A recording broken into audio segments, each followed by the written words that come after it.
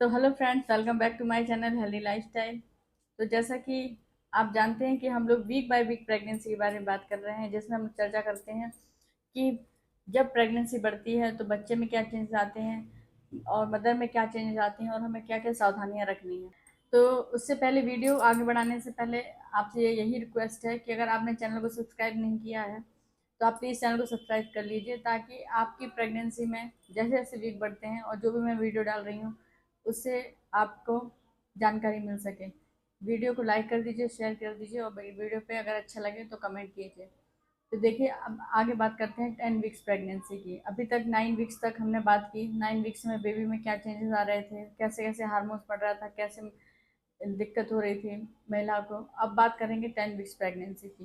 तो जैसे ही 10 वीक्स में महिला प्रवेश करती है तो उसको, जैसे कि हम जानते हैं कि जो हमारा हार्मोन प्रोजेस्टेरोन जो बढ़ रहा था, जिसके उसकी वजह से जो भी सिम्टम आ रहे थे, जैसे कि कॉन्स्टिपेशन भी हो रहा था महिला को, जी मचला रहा था, उल्टी आ रही थी, चक्कर आ रहे थे, थकावट लग रही थी, पूरे टाइम मतलब हरारत टाइप लगती थी, फीवरिश लगता था पेशेंट को।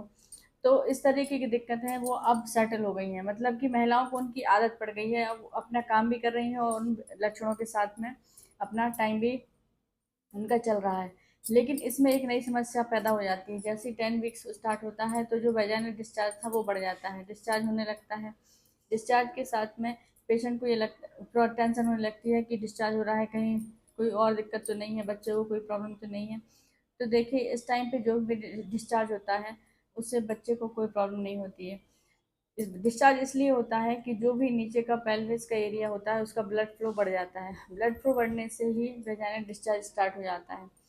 तो ये बिल्कुल नॉर्मल है। लेकिन यदि इस डिस्चार्ज के साथ में आपको स्मेल आ रही है, इचिंग हो रही है और डिस्चार्ज बहुत ज़्यादा कर्डी है, तो आपको अपने डॉक्टर को ज़रूर दिखाना है, क्योंकि कभी कभी इन्फेक्शन बच्चेदानी तक पहुंच जाता है और फिर ये कंडीशन अबॉर्शन तक भी पहुंच सकती है। तो जैसा कि आप जानते हैं, यहाँ तक तो हमने महिला की बात करी। अब हम बात करेंगे बच्चे की। तो यहाँ पे जो हमारा बेबी है उसके बारे में बात करें तो बेबी का जो साइज़ था वो अब स्ट्रॉबेरी के आकार का बच्चा हो गया है, और बच्चे का जो साइज़ है वो कम से कम 2 इंच के आसपास पहुंच गया है। इस टाइम तक बच्चे के सारे ऑर्गन, बॉडी ऑर्गन, वो सब अच्छे से डेवलप हो चुके होते हैं। बच्चे के जो लंग्स हैं वो भी अच्छे से काम करने लगते हैं, किडनी भी काम करने लगती है और बच्चा एमनियोटिक फ्लूइड का भी पीने लगता है। और जो बच्चे का वेट है वो 6 to 7 ग्राम्स के आसपास हो जाता है। यहाँ तक अभी हमने बात करी थी, 9 वीक्स तक हम बच्चे को एक एम्ब्रियो के रूप में बात बोलते थे, मतलब कि बच्चा एक भ्रूण है, एम्ब्रियो है। लेकिन अब जो बच्चा है वो 10 वीक्स पे हम उसको फीटस बोलने लगेंगे, शिशु बोलने लगेंगे। तो इस टाइम पे बच्चा जो है वो अच्छी तरह से ग्रोथ होने लगता है, उसका आकार भी एक बेबी की तरह हो जाता है, जो कि आप आराम से क्लिप में देख सकते हैं।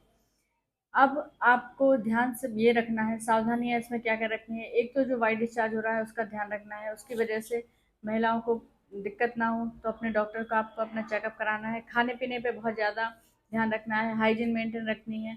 अगर आपको डिस्चार्ज ज़्यादा है तो आपको अपने कपड़े बदलते रहने हैं। आपको जितना अच्छा खाएंगे पिएंगे उतने अच्छे से आपका बच्चे का ग्रोथ होगा। तो अगर आपको ये वीडियो पसंद आई हो तो आप चैनल को सब्सक्राइब करें, वीडियो को लाइक करें और ज़्यादा से ज़्यादा लोगों को शेयर करें।